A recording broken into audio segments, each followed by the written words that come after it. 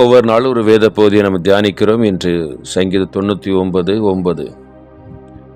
நம்முடைய தேவனாய கர்த்தரை உயர்த்தி அவருடைய பரிசுத்த பர்வத்திற்கு நேராக பணியுங்கள். நம்முடைய தேவனாய கர்த்தர் பரிசுத்தமுள்ளவர் என்று வேதம் சொல்கிறது.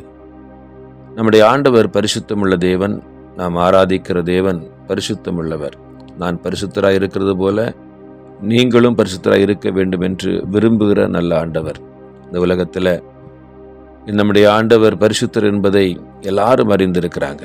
லூக்கா 1:49 வாசிக்கும் பொழுது, வல்லமை உடையவர் மகிமையானவைகளை எனக்கு செய்தார், அவருடைய நாமம் பரிசுத்தம் உள்ளது என்று சொல்லி பாருங்க. இந்த நாமத்தை தான் நாம் ஒவ்வொரு நாளும் உயர்த்தி அவரை ஆராதிக்கிறோம்.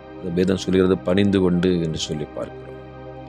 நண்பர்களே, பரலோகத்திலையும் இரவும் பகலும் தூதர்கள் என்ன செய்யறாங்க? இடைவிடாமல் சேல் கர்த்தர் பரிசுத்தர் பரிசுத்தர் என்று இரவும் பகலும் ஓயாமல் சொல்லி கொண்டிருக்கிறார்கள் என்று சொல்லி வெளிப்படுத்தல் விசேஷம் 4:8 வாசிக்கிறோம். பாருங்க, இரவும் பகலும் அந்த தேவனை ஓயாமல் அவர் பரிசுத்தம் உள்ளவர் என்று சொல்லி ஓயாமல் சொல்லி கொண்டிருக்கிறார். அப்படிப்பட்ட ஒரு பரிசுத்தம் உள்ள தேவனை தான் நீங்கள் நான் ஆராதிக்கிறோம். அப்படி என்றால் நாம் எப்படி இருக்க வேண்டும்? அவரை போல இருக்க வேண்டும். சில பொதுவாக கேட்பாங்க, யாருடைய பிள்ளை? இன்னாருடைய பிள்ளை. சரி, அவர் நல்ல ஒரு மனுஷன், அவர் பிள்ளையும் நல்ல பிள்ளையாக வளர்ந்திருக்குது என்று சொல்லி பொதுவாக ஊர் ஜனங்கள் சொல்லுவாங்க. ஓ, இந்த மனுஷனுடைய பிள்ளையா, இந்த குடும்பத்தில் பிறந்த பையனா, இந்த பொண்ணா இப்படிப்பட்ட கீழ்த்தரமான காரியத்தை செய்கிறா என்று சொல்லி சொல்லக்கூடாது. அப்படிப்பட்ட சொல்லும் பொழுது அந்த பெற்றோருக்கு மிகுந்த வேதனையும் வருத்தத்தை உண்டாகும். நல்ல ஒரு பெற்றோர், நல்ல ஒரு குடும்பம், நல்ல அந்தஸ்தில் இருக்கிற ஒரு பெற்றோருக்கு பிறந்த ஒரு பையன் ஊதாரியாக இருக்கும் பொழுது மிகுந்த வேதனையும் துக்கமாக இருக்கும். அதே போல நீங்கள் நானும் ஒரு உன்னதமான ஒரு பரிசுத்தமுள்ள தேவனுக்குடைய பிள்ளைகளாக இருக்கிறோம். அப்பா பிதாவின் கூப்பிட்ட புத்திர சுவிகாரத்தின் ஆவி நம்ம தந்திருக்கிறார். அப்படிப்பட்ட ஒரு உண்மையான ஒரு பரிசுத்தம் உள்ள தேவனுக்கு பிள்ளைகளாக இருக்கிற நீங்கள் நானும் அவரை போல இருக்க வேண்டும் என்று தான் அவர் விரும்புகிறார். அதுதான் அவருக்கு சந்தோஷம், மகிழ்ச்சி, பிதாவுக்கு சந்தோஷம், மகிழ்ச்சி. எனவே தான் நான் பரிசுத்தராக இருக்கிறேன், நீங்களும் பரிசுத்தராக இருக்க வேண்டும் என்று சொல்லி அவர் விரும்புகிறார் என்பதை அறிந்து கொள்ள வேண்டியது அவசியம். இதை கேட்டுக்கொண்டிருக்கிற அன்பு சகோதர சகோதரிகளே, நாம் அவரை போல், அவர் சாயலை போல மாறணும். என்னை போல் சொல்லும் பொழுது, நான் அல்ல கிறிஸ்துவே எனக்குள் வாழ்கிறார். எவ்வளோ ஒரு நல்ல ஒரு வார்த்தை பார்த்தீங்களா? நான் அல்ல கிறிஸ்து எனக்குள் வாழ்கிறார். அப்படி என்றால் கிறிஸ்து நமக்குள் வாழ்ந்தால் நமக்குள் என்ன இருக்காது? நமக்குள்ளால் நம்முடைய சுவாபம் இருக்காது. கிறிஸ்துவின் சுவாபம் இருக்கும், கிறிஸ்துவின் அன்பு இருக்கும், கிறிஸ்துவின் மன்னிக்கிற குணம் இருக்கும், கிறிஸ்துவின் சகித்து கொள்கிற குணம் இருக்கும், கிறிஸ்துவனுடைய பரிசுத்த வாழ்க்கை இருக்கும். அதுதான் நம்ம அப்படி தான் வாழணும் என்று ஆண்டு விரும்புகிறார். அதுதான் ஒரு பெரிய ஒரு உன்னதமான ஒரு காரியம். பாருங்க, 1 சாமுவேல் 2:2 வாசிக்கும் பொழுது, கர்த்தரை போல பரிசுத்தமுள்ளவர் இல்லையா, உம்மை அல்லாமல் வேறொரு இல்லை, எங்கள் தேவனைப் போல ஒரு கண்மலையும் இல்லை என்று சொல்லி பாருங்க. கர்த்தரை போல பரிசுத்தம் உள்ளவர் இல்லை. வானத்திலும் பூமியிலும் சகல அதிகாரமுள்ள நம்முடைய ஆண்டவர், அவர் இந்த பூமியில மனுஷனாய் பிறந்தபோது மனுஷனுக்குரிய எல்லா உணர்ச்சிகளும் எல்லா காரியங்களும் இருந்தது. அப்படி என்ன சொல்லுவாங்க? 100% மனுஷனை போலவும் 100% தேவனை போல இருந்தார்.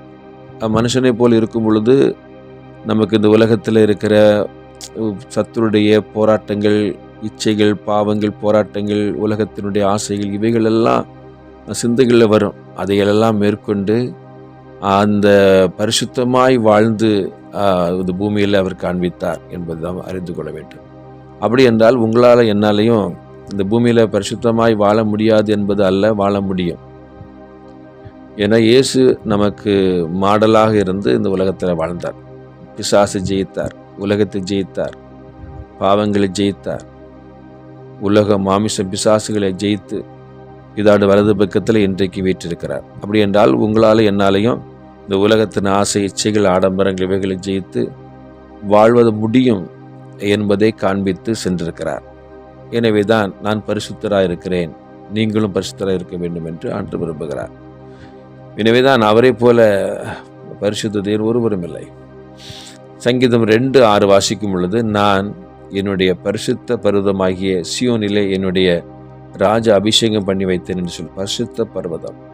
அன்பான சகோதர சகோதரிகளே, நாம் ஒரு இடத்துக்கு போகிறோம், அதான் முடிவில்லாத ராஜ்யம். அங்கே பாவம் இல்லை, அழுகை இல்லை, அங்கே வேதனை இல்லை, அங்கே மகிழ்ச்சி, சந்தோஷம் என்பதை அறிந்திருக்கிறோம். அப்படிப்பட்ட உன்னதமான இடத்துல நீங்கள் நான் போக வேண்டுமானால் இந்த உலகத்தில் ஒரு பரிசுத்தமான ஜீவிதத்தை ஜீவிக்க வேண்டும் என்பது முக்கியம். அதை நாம் புரிந்து கொள்ள வேண்டியது அவசியம். அப்படிப்பட்ட இடத்துக்கு போகுவதற்கு தான் இந்த உலகத்தில் நாம் போராடி கொண்டிருக்கிறோம்.